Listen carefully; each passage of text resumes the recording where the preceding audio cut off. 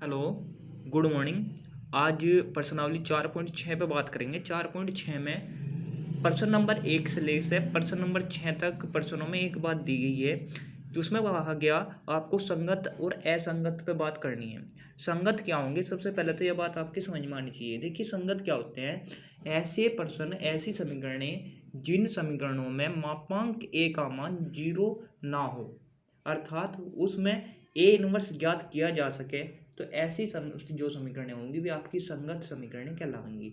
और जिन समीकरणों में आपका मापांक ए का मान 0 हो जाएगा, वे समीकरणें आपकी असंगत समीकरणें कहलाएंगी। जैसे समीकरण नंबर 1 है, पहली समीकरण है आपकी x + 2y = 2, 2yx + 3y = 3। मैंने यही बात यहाँ लिखी। प्रश्न 1 से 6 तक दी गई समीकरणिकाओं का संगत अथवा असंगत रूप, आपको संगत और असंगत रूप छाड़ना, कौन सी समीकरणें संगत रूप में और कौन सी समीकरणें असंगत रूप में है। सबसे पहले जो समीकरणें दी गई वे लिख ली। क्या? x + 2y = 2, 2x + 3y = 3। हम इस समीकरण को ax = b के रूप में लिखेंगे। a की वैल्यू x का गुणांक 1, y का गुणांक 2, x का गुणांक 2, y का गुणांक 3। x y जो यहाँ लिखे हुए हैं, अगर z होता तो z भी आ जाता, और यहाँ से क्या लिखा हुआ है आपका b का मान हो जाएगा जो इधर लिखा हुआ है। क्या? 2 3 2 3। अब सबसे पहले इसका हम क्या निकाल लेंगे? हम निकाल लेंगे इसका मापांक। मैंने यह बात लिखी नोट के रूप में। संगत, जब मापांक आपका बराबर नहीं होगा 0 के, तब ए इनवर्स का अस्तित्व होगा, अर्थात उस सवाल का ए इनवर्स ज्ञात किया जा सकेगा। तो दी गई समीकरण आपकी कौन सी होगी? संगत समीकरण होती है। तो दी गई समीकरण कौन सी होगी? संगत समीकरण होगी। और जब मापांक ए बराबर होगा 0 के, तब ए इनवर्स का अस्तित्व नहीं होता, तो दी गई समीकरण कौन सी होगी? असंगत समीकरण होती है। अब इसका हम मापांक निकाल लेंगे। 3 की गुणा 1 में करी 3, 3 - 4 कितना हो गया आपका? -1। तो -1 बराबर है 0 के, -1 बराबर नहीं है 0 के, तो हम कह सकें दी गई समीकरण कौन सी है? संगत है। अब इसी प्रकार सवाल नंबर 3 है। एक समीकरण दे रखी, क्या? x + 3y = 5, 2x + 6y = 8। हमने क्या करा इस सवाल को? सबसे पहले ax = b के रूप में लिख रहे। a की वैल्यू कितनी होगी? x का गुणांक कितना? 1, y का गुणांक 3, x का गुणांक 2, y का गुणांक 6, एक्स वाई। b बराबर क्या लिखा हमने? 5 8। अब 3 6 कम 6, 3 दूनी 6, 6 में तो 6 जाएगा, क्या हो गया? 0। तो हमने क्या लिखा? अतः दी गई समीकरण क्या होगी? असंगत होगी, क्योंकि इसमें ए इनवर्स की वैल्यू ज्ञात नहीं की जा सकती, और अर्थात इसकी समीकरण के कोई हल, इस समीकरण का कोई हल नहीं होगा। तो यह बात स्पष्ट होगी कि समीकरण कब संगत होगी? जब मापांक ए की वैल्यू 0 नहीं होगी। अब ये सवाल थे आपके, सवाल नंबर 1 2 3 4 5 6।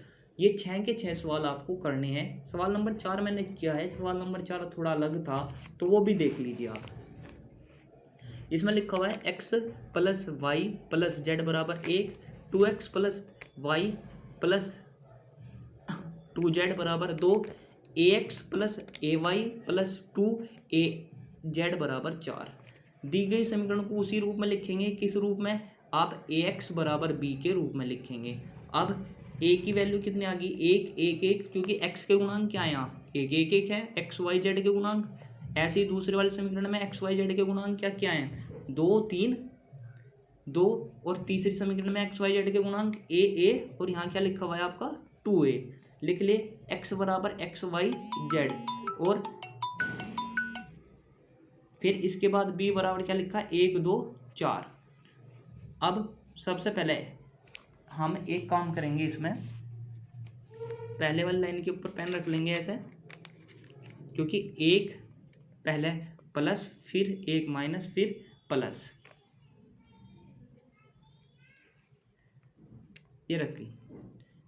2 की गुणा 3 में हुई, कितना आया? 6, 6a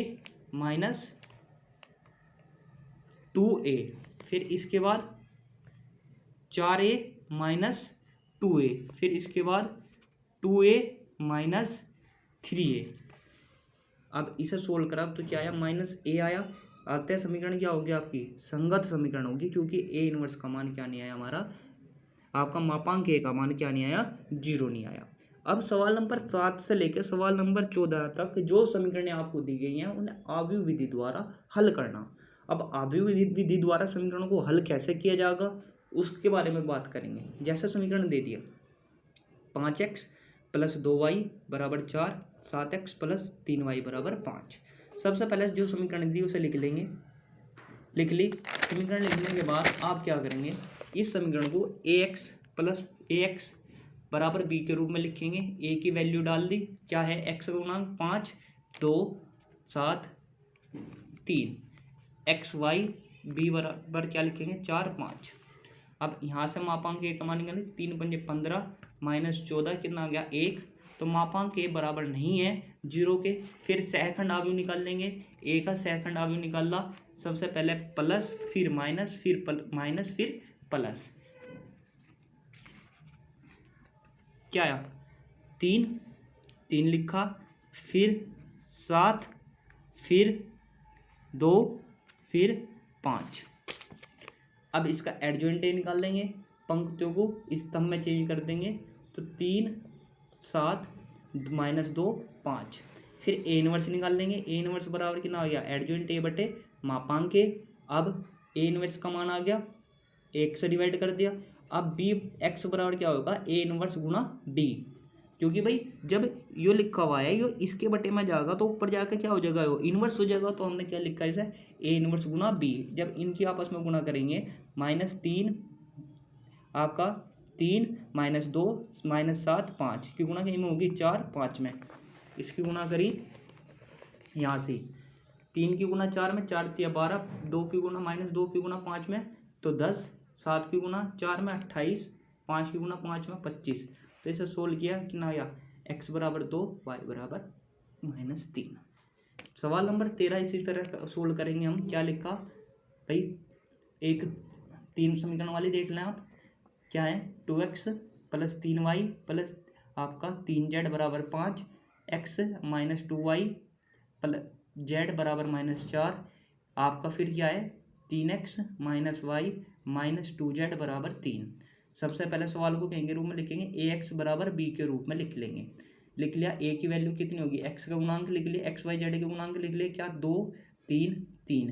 फिर दूसरे वाले समीकरण के गुणांक लिख लेंगे, 1 - 2 1। फिर तीसरी समीकरण के गुणांक 3 - 1 - 2, x y z b -5 -4 3।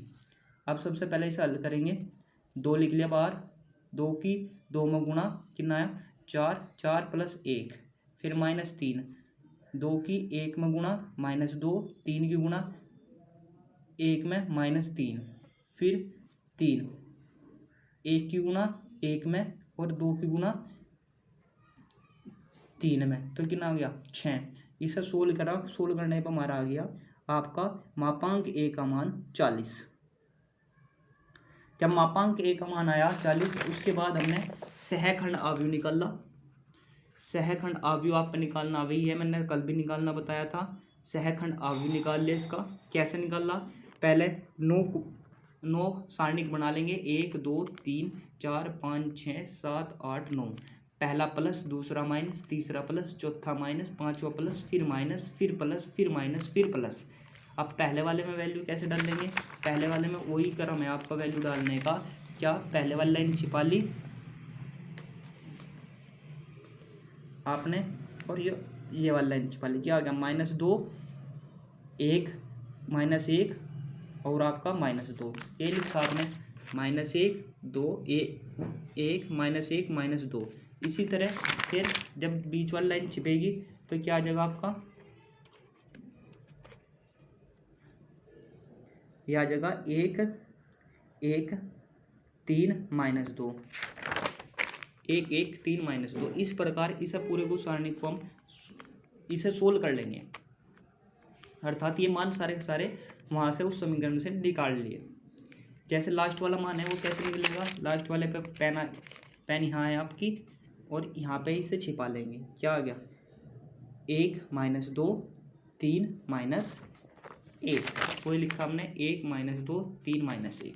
इसके बाद बीच वाली लाइन छिपाएंगे, फिर क्या है 3 3 -1 फिर -2, ये लिखा 3 3 -1 -2। उसके बाद क्या आ गया, ये आया आपका 2 3 3 -2, ये लिखा 2 3 3 -2। फिर इसके बाद है 2 3 3 -1, 2 3 3 -1। तो इस तरह हमने इसका क्या निकाल लिया, सहखंड अवयव निकाला। सहखंड अवयव को सोल्व करा। सोल्व करने के बाद में भाई इस 2 की गुना इसमें करेंगे, क्या ना आ गया 2 दूनी 4 4 + 1 5। तो इसे सोल्व करने पे ही आ गया हमारा 5 5 5 3 -13 11 9 1 7। अब यहाँ से एडजॉइंट ए का मान निकाल लिया। आपको पता पंक्तियों को स्तंभ में चेंज कर लेंगे, एडजॉइंट ए का मान आ जाएगा। फिर मापांक ए का मान आप ए इनवर्स निकाल ले, एडजॉइंट ए को मापांक ए से भाग कर दिया। मापांक ए का मान 40 है, 40 को 1/40 लिख के इसे ये मान डाल दिया। अब एक्स वाई जेड के मान निकालने, एक्स बराबर मापांक ए इनवर्स गुणा बी, इन दोनों की वैल्यू डाल ली। वैल्यू डालने के बाद हमने क्या करा, इसकी गुणा इसमें करी। 5 की गुणा तो भी 5 में 25, फिर 3 की गुणा 4 में 12, 9 की गुणा 3 में 27, 5 की गुणा 5 में 25, 13 की गुणा 4 में 52 और 1 की गुणा 3 में 3, 5 की गुणा 5 में 25, 11 की गुणा 4 में 44, 7 की गुणा 3 में 21। अब इसे सोल्व आउट करने के बाद ये आया 40 80 40। इन 40 से बाहर जो 40 लिख रहा है उससे डिवाइड करा, 1 2 -1। एक्स वाई जेड के मान के आगे एक्स जो ऊपर लिख रही है एक्स की वैल्यू, जो बीच में लिख रही है वाई की, और जो नीचे लिख रही है वो जेड की। एक्स बराबर 1, वाई बराबर 2, जेड बराबर 3। धन्यवाद। आप आज सवाल नंबर 14 तक के सवाल ही हल करेंगे। जो चीज़ आपकी समझ में नहीं आ रही वो चीज़ मैं दोबारा आपको बता दूंगा। धन्यवाद।